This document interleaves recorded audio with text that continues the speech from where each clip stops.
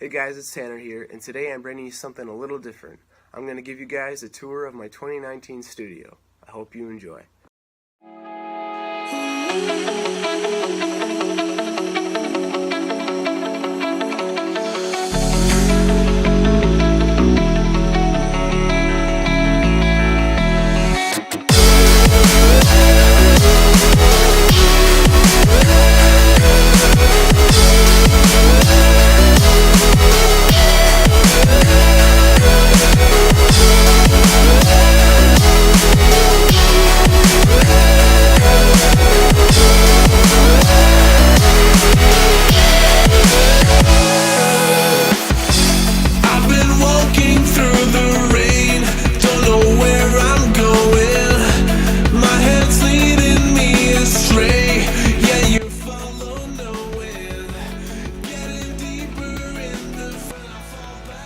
So let's start things off with the PC here. This thing you're going to need, it's the brains of your studio, and without one, your studio is a lost cause. Now I have a laptop which I like very much because you can carry it around with you wherever you want. I can create beats on the go, which is very nice, and work on my songs and my covers on the go when I'm away from the studio. And a funny thing about this laptop, actually, I won it at a post-prom party in high school, and I don't think if I didn't have a laptop right away, I wouldn't be motivated to go and make music and create a studio, because laptops, computers are pretty expensive. I know this one gets the job done well. It's by no means a studio computer. It's not that beefy, but it works. And yeah, without one, I don't think I would ever be motivated to create a studio, and I'd be out. It costs a lot of money. So thank you to the post-prom people. Now let's get on to the rest of it. So the next most important piece of kit, I believe, is your microphone. This is where you're going to do all your vocals on, guitar, whatever else you're going to record through the mic. So you want to make sure you have a good one, and make sure you have a pop filter too. Pop filters are really nice because they block out all the big like pa and buzz sounds, and you don't want those in your recording because they sound very, very unprofessional. This right here is a cardioid condenser microphone, so both sides you can pick up sound from, and I have it tilted upside down, front facing. It's very convenient. It's not in the way, like it hangs, so I can access my MIDI controller, my computer, and everything else. So it's very convenient, and it's phantom power, so you're gonna have to have audio interface over there. Plug that in your computer, and the power goes through the XLR cable into the mic, and that's what powers it. And by far, the Samson CO1 Studio Condenser microphone, $70 right now on Sweetwater.com. You pick one up. These are probably the best mics money can buy for that price, and they work really good. I haven't had any issues with it yet, and by far it's one of my favorite mics. So moving on, we have the MIDI controller. This is the next piece of kit I have in my studio, and I just got it for Christmas. Shout out to my grandma.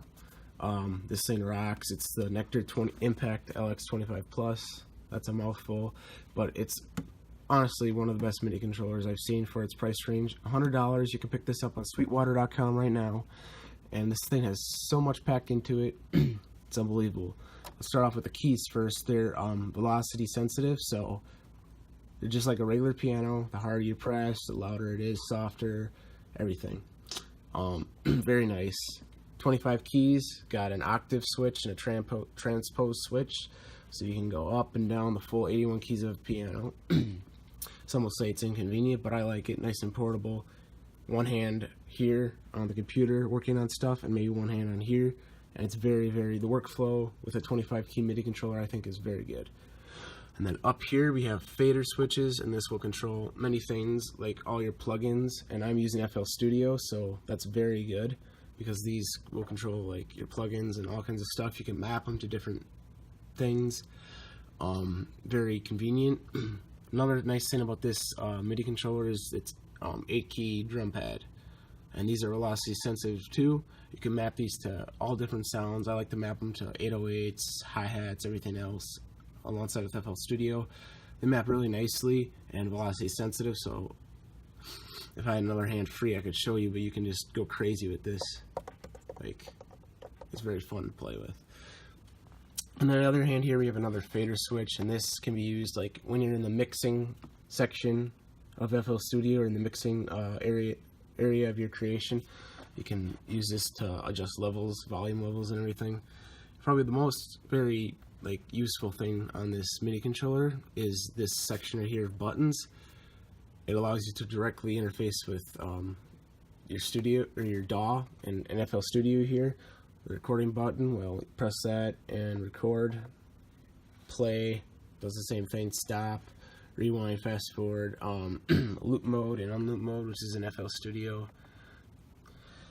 And then there's secondary functions on all these buttons, which I won't get into that much detail, but all I can say is this is a very good MIDI controller, and if you wanted to, you could take it with you on the go or not, but the workflow with a 25 key MIDI controller, all I can say is it's very fun and it's very good. So that's just about all I showed you that needs USB power and that's digital. And to get all this into your DAW, you're going to need an audio interface. This is low inside the mic too. I have the Focusrite Scarlett Solo, $100 on Sweetwater.com right now. There's many out there. I chose this one by the good reviews it had. So you have an XLR input, a 1/4-inch jack input, that's for guitar and stuff, and then you can have studio monitors on here, but I have headphones plugged in right now, and you can adjust the volume of your mic, the volume of your guitar, and then the output. And this is what you're going to need to connect everything to your computer and to your DAW. So now that we got all that stuff out of the way, we're going to move on to the fun stuff. The guitars, the amps, and the effects pedals. So moving on now, we've got the prized possessions of the studio. The guitars. I'm going to start off with this guitar right here, this solid body electric guitar. One of the first guitars I got, actually the first guitar I got. I started playing out on my mom's very old acoustic guitar. It was warped, it always went out of tune. I'm like, hey, I'll run into the guitar store and I'll find myself an electric guitar. $400 right here, an Epiphone Les Paul, and I will tell you, not to be opinionated, this thing is the closest you'll get to a Gibson Les Paul. It's a little cheaper, but cheaper doesn't mean worse. This thing rocks. Humbucking pickups, very nice electric guitar. I've replaced the strings countless times, but that's just for a feel of it. This thing right here, it's just guitars. Once you become accustomed to them, they're like a baby. They're just like, I don't know, like something you always want to have and just cherish. It sounds a little weird, but if you've been playing guitar for 10 years, you know what I mean. So this is, 10 years old. Next, we'll move on to this guitar right here. Interesting story on it. I was at a guitar store one day looking at Taylor guitars, and for those of you who know Taylor makes very expensive acoustic guitars, $2,000, $3,000 guitars.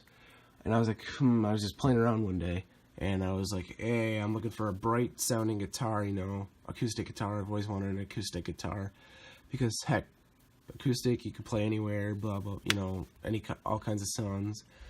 So the guy there is like, oh, I just got this used Fender acoustic guitar in the other day. So I said, sure, I'll take a look at it. How much? $300. Okay. So I took a look at it, played it a little bit, and I loved it. Sunburst guitar. Gotta love that look. And something with this is, I looked on it, there was hardly any scratches. There was one dent up in the neck. Some other minor things, but this thing, I got a good deal on it. And it's probably one of my most favorite guitars because it's acoustic. I will say, once I got an acoustic guitar, I kind of like to play it better. But the electric guitar still has a place in my heart. And so that's the story on my guitars. So this right here is a multi-effects guitar processor, which I got last Christmas. This thing rocks. Basically, it takes all your Boss guitar pedals and puts them into one big pedal board. I will say it's way cheaper than a bunch of guitar pedals on a pedal board, but it is not as customizable as many of you may know. But I really love it. It works. $300 versus a couple $1,000s for a bunch of guitar pedals. I think it's worth it, especially if you're just first starting out with guitar effects. And very nice thing. You have your compression effects, your overdrive and distortion, and then your mods. And a lot of these are original Boss pedals packed right into here, which are really nice. You have a bunch of delay settings, reverb, EQ, and then your preamp, and you can model a bunch of sounds from this. And then right on the end we have a pedal, which you can do wah, volume, a multitude of pedal things. And then there's over 80 different banks where you can assign different sounds to, as well as Boss website has a bunch of effects created by professionals that you can upload to here, presets of sounds, which is very nice. So right here I have a looping pedal, and it's very essential to both live and studio music. Live you can loop and stuff, play through your amp, blah blah blah, and then studio wise you can use this to loop it right into your studio, or you can do it on your studio or whatever, but I think it's just very convenient to have a physical looping pedal. And it is an art, looping, and it takes a while to get used to, but you can do a lot of cool stuff with this. This is the most basic one. It's a Boss Loopstation RC1, so you can only have one track, but it has 5 minutes of playtime. It has a volume level adjustment, and for those of you that get it, it's a loop pedal, so I just looped it. I thought it'd be funny, but I have no means of hooking it up yet. I have to get an extra 1/4-inch jack cable, and then it'd be hooked up. But this thing right here is very convenient. I use it a lot, and it's only $100 right now on Sweetwater.com. So go pick one up. You're gonna need it. So moving on to my amps, can't forget those.